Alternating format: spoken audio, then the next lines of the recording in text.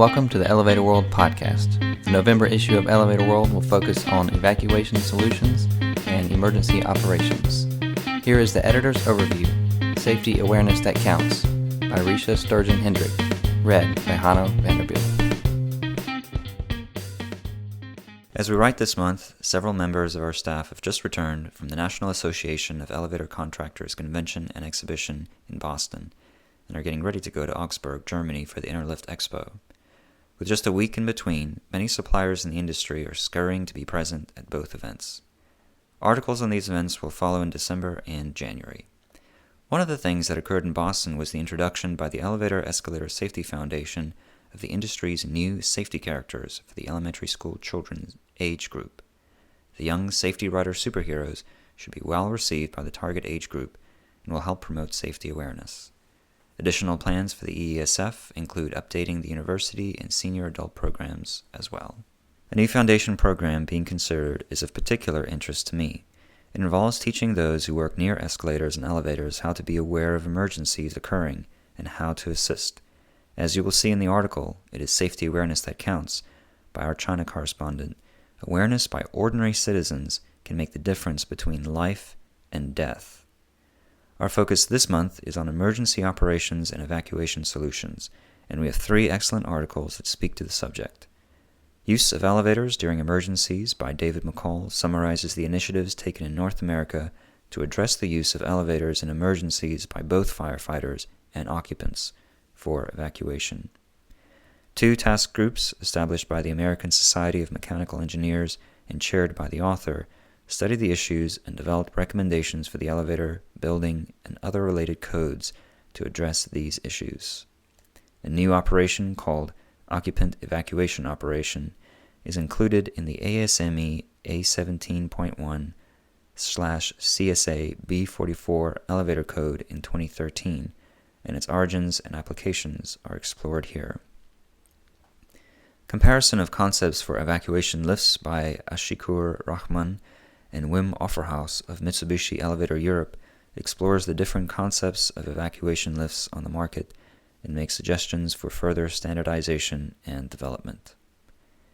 In It Is Safety Awareness That Counts, Pingji explores the safety concerns around the recent escalator fatality in China.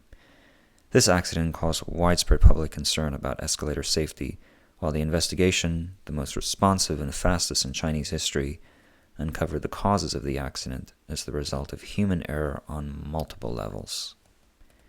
Features this month include a company spotlight highlighting Netherlands-based yacht elevator specialist Lift Emotion, titled Champagne Wishes and Caviar Dreams. After only 8 years in business, the company is experiencing big growth, catering to some of the world's wealthiest people and some of the world's most luxurious pleasure vessels. Speaking of luxury, Kaya Wilkinson's Destination UAE, a market trends article on that country, shows that competition is fierce within the entire region to be the tallest, fastest, first, and best in an ever-expanding market where luxury is king.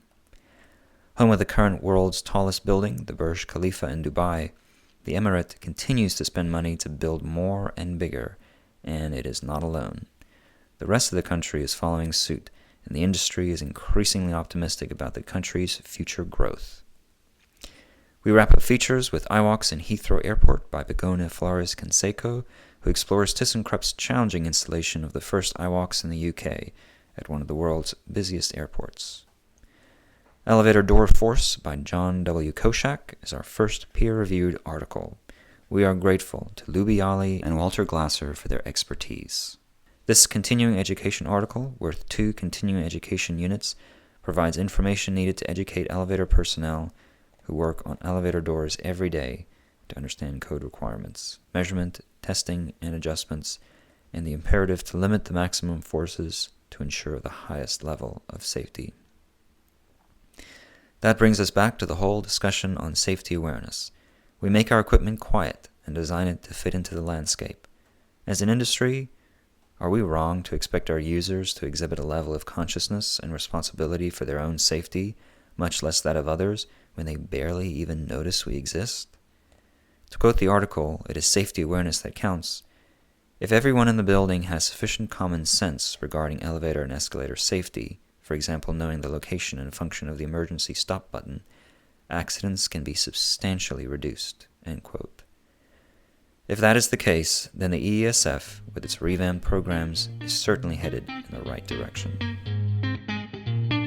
That was Hanno Vanderbilt reading the editor's overview. It is safety awareness that counts. For more industry-related information, visit us at elevatorworld.com, like us on Facebook, and follow us on Twitter at elevatorworld.